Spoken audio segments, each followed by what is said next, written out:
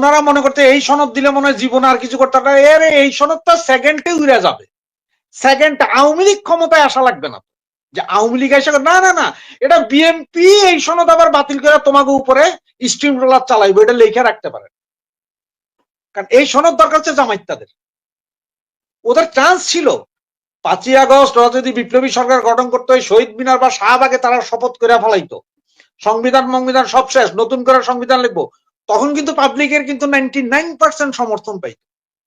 সেইটা না করে তারা গেল যে একবার গুতাইতেছে মুক্তিযোদ্ধারে, একবার গুতায় 71-এর, একবার কয় আমরা 47, আরে ভাই 47 কি আমার আর আপনার, 47 তো হয়েছে যে ইন্ডিয়ার পাকিস্তানের, তখন তো ভারতীয় উপমহাদেশে ইন্ডিয়া পাকিস্তান, 47 আমার কি চিন্তা, আমার তো 47 তো আমার চিন্তার বিষয় না, আমি বলতে পারি 52, আমি বলবো 71। এখন ওরা ওই যে 71 না বেশি কি কয় আপনার এটা 24 বেশি এইটা।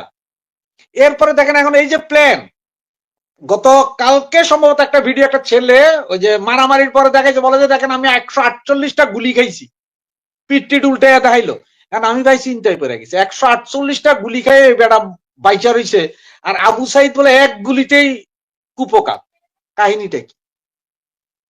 এই যে এইসব লাশের ময়না তদন্ত হবে না, কিছু হবে না, ওরা জ্বালাও পড়া করছে, এটার বিচার হবে না, এই জন্য এই সনদ দরকার, এবং এই সনদ দিয়ে ওনারা ওনাদেরকে সেভ করতে চাইতেছেন, কিন্তু সেভ তো হবে না, আসলে ওনারা এটা সেফ এক্সিট নেওয়ার জন্য যে সনদের এগুলো এইসব নাটক করে আমরা সেফ এক্সিট নিই একের পরে। আজকে চিটাঙের এক মহিলা মেয়ে, সে পদত্যাগ করছে, সে আর নাই, এগুলো হচ্ছে সব একটা একটা করে আস্তে আস্তে সরতেছে, এর আগেও সরছে, এই সে কাহিনী। কিন্তু ওরা যেটা মনে করতে এই সনদ দিয়ে তারা, না বাবা তোমরা রক্ষা পাবা না, তোমাদের পাবলিক সারা বাংলাদেশের বিভিন্ন খাম্বায় বাইন্দা বাইন্দা পিটবে, কোথাও তোমাদের রক্ষা নাই।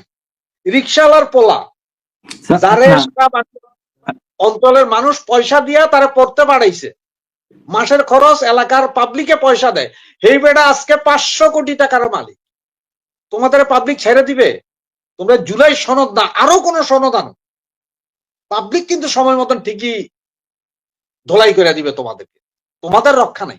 এই যে জুলাই আন্দোলন গত বছর যেটা করছে, এইটা দাঁড়া করানোর জন্য বাম ডান উত্তর দক্ষিণ পূর্ব পশ্চিম সবাই আনছে, সবার একটা সমন্বয় করে তারা এই আন্দোলন করছে। আর আন্দোলন যখন 5ই আগস্টের পরে করলো কি, প্রথমে লাথি দিল বামরে, এরপরে আস্তে আস্তে বিভিন্ন প্রাইভেট ইউনিভার্সিটির স্টুডেন্টদেরকে, এরপরে কিছু কিছু ডান্ডে, মানে সবাই ছাটাই করে এখন তারা একটা ওই যে প্যারালাল চলে আসছে এখন জামাতের, মূল কাহিনী জামাতের।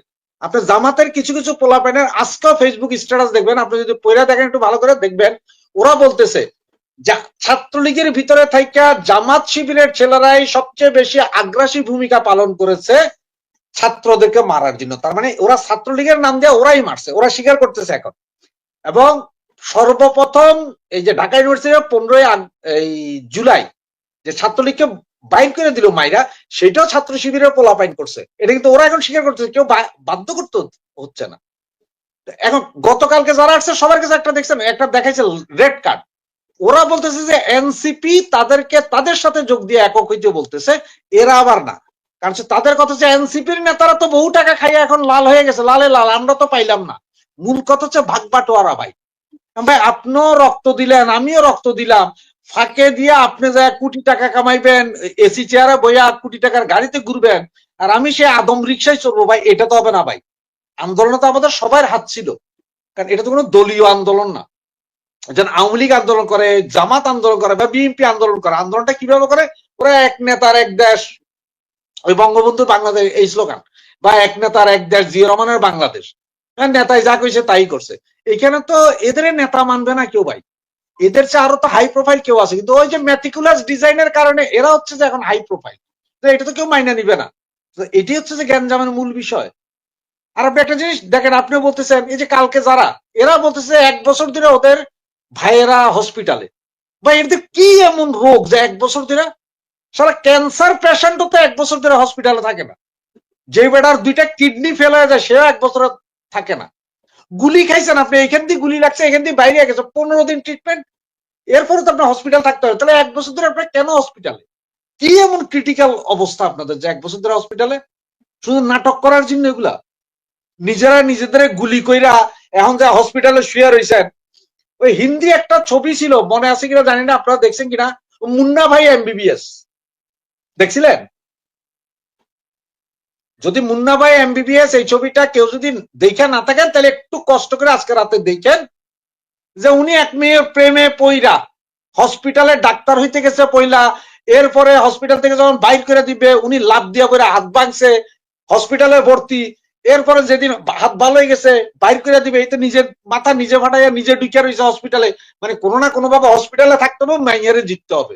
কারণ এনসিপি আর এই জুলাই যোদ্ধাদের অবস্থা হচ্ছে এরকম, মানে আমাদের পয়সা দিতে হবে, যতক্ষণ ভালো মতন পয়সা না দিবা আমরা এই আহত নিহতের অবস্থানে থাইকা যাব হসপিটালে। সুতরাং এইটার কোনো ঐক্য হবে না। সন্ত্রাসীদের ভাই কিসের ঐক্য? চোরে চোরে ঐক্যই তো দেখছেন আপনি কখনো? ডাকাইতে ডাকাইতে ঐক্যই তো দেখছেন? ওই ডাকাতি করার সময় পর্যন্ত ঐক্য, এরপরে ভাগবাটারে নিয়ে মারামারি। এই হচ্ছে যে কাহিনী, অন্য আর কিছু না। আজ ৩ আগস্ট, এক দফা ঘোষণার দিন। শেখ হাসিনার পতনের আহ্বান জানানো হয় যেদিন। এর আগে থেকে, আর কয়েকদিন আগে থেকে বোঝা যাচ্ছিল শেখ হাসিনার দিন প্রায় শেষ। যাই হোক, ৩ আগস্ট পালনকে সামনে রেখে এবং এরপর ৫ আগস্ট আছে শেখ হাসিনার পালিয়ে যাওয়ার দিন। আমাদের এই সেলিব্রেশনের মধ্যে আওয়ামী লীগ কোনো ঝামেলা করার চেষ্টা করতে পারে, এই ধরনের একটা আলাপ ছড়িয়ে পড়েছে চারদিকে, এবং সরকারের দিক থেকেও বেশ সতর্কতা দেখছি। আর সতর্কতা থাকা উচিত হবে, কোনো রকম কোনো ঝুঁকি না নেওয়াই উচিত। আমরা দেখছি বিভিন্ন জায়গায় পুলিশ তল্লাশি করছে, যানবাহন তল্লাশি করছে, ঢাকায় বিভিন্ন মেসে এক ধরনের নজরদারি হচ্ছে, ঢাকার আশপাশের জেলায় এই রিপোর্টটাতে আমি দেখলাম বেশ বেশ কিছুটা প্রস্তুতি আছে, এবং বলা হয় যে গোয়েন্দা রিপোর্টও পাওয়া গেছে যে এই ধরনের একটা সম্ভাবনা আছে। এই ব্যাপারটাকে কিছুটা হাওয়া দিয়েছে কয়েকদিন আগের একটা রিপোর্ট, যেখানে দেখা গেছে বসুন্ধরা কনভেনশন সেন্টারের কাছে একটা জায়গায়, একটা কনভেনশন সেন্টারে ৩00-৪০০ আওয়ামী লীগার নাকি একত্র হয়েছিল, যেখান থেকে ২২ জনকে সরকার গ্রেফতার করে, এবং এদের মধ্যে একজন সার্ভিং মিলিটারির মেজর আছেন, মিলিটারির একজন সার্ভিং মেজর আছেন, এবং তার ব্যাপারে সত্যতা আইএসপিআরও স্বীকার করেছে। আইএসপিআর তার একটা ব্রিফিংয়ে জানিয়েছে ওই মেজরের ব্যাপারে তারা তদন্ত করছেন। যে মিটিংটা হয় সেখানে খুবই ইন্টারেস্টিংলি তারা নাকি ওখানে এই পরিকল্পনা করছিলেন যে শেখ হাসিনা কোনো একদিন ডাক দেবেন, রিপোর্টে পড়লাম, এবং তখন সারা দেশ থেকে আওয়ামী লীগের লোকজন এসে শাহবাগে জড়ো হবেন, সেখানে দেশকে অচল করে দিয়ে শেখ হাসিনার ফিরে আসার প্রেক্ষাপট তারা তৈরি করবেন। মানে সরকারের এখন পতন, শেখ হাসিনা আবার আসবেন। মানে বাংলাদেশে শেখ হাসিনা কি আর ফিরে আসার কোনো কারণ আছে, কোনো সম্ভাবনা আছে? শেখ হাসিনা নিজেও কি সেটা বিশ্বাস করেন? আওয়ামী লীগের কেউ কি বিশ্বাস করেন? তাহলে আমরা এভাবে যদি বলি, আওয়ামী লীগের কি বাংলাদেশে মেজর স্কেলে কোনো নাশকতার ক্ষমতা আছে? কিন্তু আমরা প্রায়ই দেখি আওয়ামী লীগ এটা করবে ওটা করবে, আওয়ামী লীগে এই ভয় পাচ্ছি ওই ভয় পাচ্ছি, আওয়ামী লীগকে ওটা করে ফেলতে হবে সেটা করে ফেলতে হবে, এই আলাপ চারদিকে ছড়িয়ে পড়ে। এটা যে শুধুমাত্র এদিক থেকে হচ্ছে তা না, আমরা দীর্ঘদিন থেকে খেয়াল করছি এনসিপি তারা আওয়ামী লীগ প্রসঙ্গে কথা বলছেন, এবং সম্প্রতি আমি খুব অবাক হয়েছি, প্রধান উপদেষ্টা আওয়ামী লীগের ব্যাপারে আলাপ করেছেন। রাজনৈতিক দলগুলোর সাথে তিনি যখন বসেছেন তখন তিনি কয়েকটা রাজনৈতিক দলের সাথে বৈঠকের সময় এভাবে বলেছেন, যখনই নির্বাচন নিয়ে তারা এগিয়ে যাচ্ছেন তখন পতিত ফ্যাসিস্ট বা স্বৈরাচারীরা সেটাকে বাধাগ্রস্ত করার জন্য তাদের সর্বোচ্চ চেষ্টা করে। মানে নির্বাচনের কাজে বাধা দেওয়ার মতো সক্ষমতা আওয়ামী লীগের আছে। আমি জানি না তিনি সম্প্রতি এই ঘটনা কিছুদিন আগে গোপালগঞ্জে যা হয়েছে তাকে ইন্ডিকেট করছেন কিনা। বাংলাদেশের একটা জেলায় আওয়ামী লীগকে একেবারে ছেড়ে রাখা হয়েছিল, আওয়ামী লীগের পান্ডাদেরকে আমি এভাবে বলছি। আওয়ামী লীগের ক্রিমিনালরা সব ওখানে গিয়ে জড়ো হয়েছে বলে প্রত্যেকে আমরা যৌক্তিকভাবে অনুমান করেছি, অ্যালার্মিং দিয়েছি, কিন্তু সরকার কোনো পদক্ষেপ নেয়নি। তো সেখানে ঘটা কিছু ঘটনাকে সারা দেশের রিপ্রেজেন্টেশন মনে করা, সারা দেশের রিপ্রেজেন্টেশন ধরে নেওয়া খুব ভুল হবে। কিন্তু প্রধান উপদেষ্টা স্বয়ং এই কথা বলছেন। আর ওই যে বললাম, এনসিপি দীর্ঘদিন থেকে এই আলাপ চালু রেখেছে। আমি আওয়ামী লীগকে আক্রমণ করা এনসিপির রাজনীতির একটা পার্ট বলে আমি মনে করি। বহুদিন বলেছি তারা শিক্ষিত সচেতন মধ্যবিত্তদের জন্য সংস্কারকে তাদের রাজনীতির পার্ট করেছেন, এজেন্ডা করেছেন। আর আওয়ামী লীগের ব্যাপারে নিষিদ্ধ থেকে শুরু করে তার ব্যাপারে জুজুর ভয়, তার প্রতি ক্ষুব্ধতা তৈরির চেষ্টা একেবারে গ্রাসরুট থেকে সমাজের সর্বোচ্চ পর্যায় পর্যন্ত কানেক্ট করবে। সো তারা এটা করছেন। না হলে আমরা তো এই প্রশ্ন করতে পারি, মানে যে এনসিপিতে অনেক তরুণ নেতা, সবাই না অনেকেই শেখ হাসিনার সময় মুভমেন্টের সামনের সারিতে ছিলেন, সামনের সারিতে যখন ছিলেন তারা, তখন Sheikh Hasina with her all the powers তিনি পুলিশ, বিজেপি, সেনাবাহিনী কিছুটা সময় দিয়ে ভয়ঙ্করভাবে দমন করার চেষ্টা করেছেন। অবশ্যই সাথে আবার আওয়ামী লীগের পান্ডারাও মাঠে ছিল। সর্বশক্তিতে নেমে গুলি করে হত্যা করে, শত শত হত্যা করে, হাজার হাজার আহত করে যখন ক্ষমতায় থাকার চেষ্টা করছিলেন, এই তরুণরাই সাহস নিয়ে তার সামনে দাঁড়িয়েছিলেন। এখনকার আওয়ামী লীগকে তাহলে তাদের ভয় পাওয়ার কি আদৌ কোনো যৌক্তিকতা আছে? কোনোভাবে। এই শেখ হাসিনা মৃত, শেখ হাসিনা রাজনৈতিকভাবে মৃত। তার আর কোনো পলিটিক্যাল ভবিষ্যৎ শেখ হাসিনার অন্তত নেই।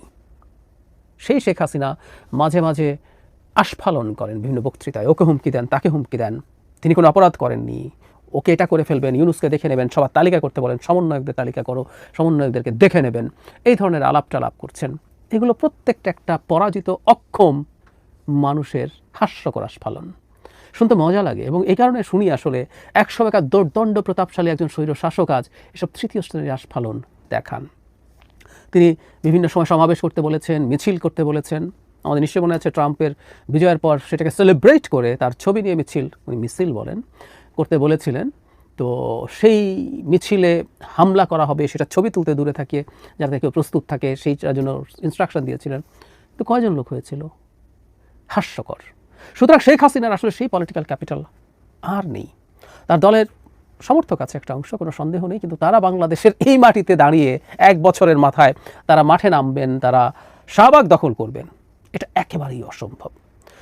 বিচ্ছিন্নভাবে কোনো জায়গায়, গোপালগঞ্জ হতে পারে, আরও 2-1টা শহরে, 2-1টা জেলায় তাদের ঐতিহ্যবাহী যে শক্তি আছে সেগুলো দিয়ে খানিকটা নাশকতা তাদের করার সক্ষমতা থাকতে পারে, কিন্তু এটা কখনো ওয়াইড স্প্রেড কিছু হবার কোনো সম্ভাবনা নিকট ভবিষ্যতে তো নেই, মধ্যমেয়াদেও নেই, আমরা নিশ্চিত থাকতে পারি।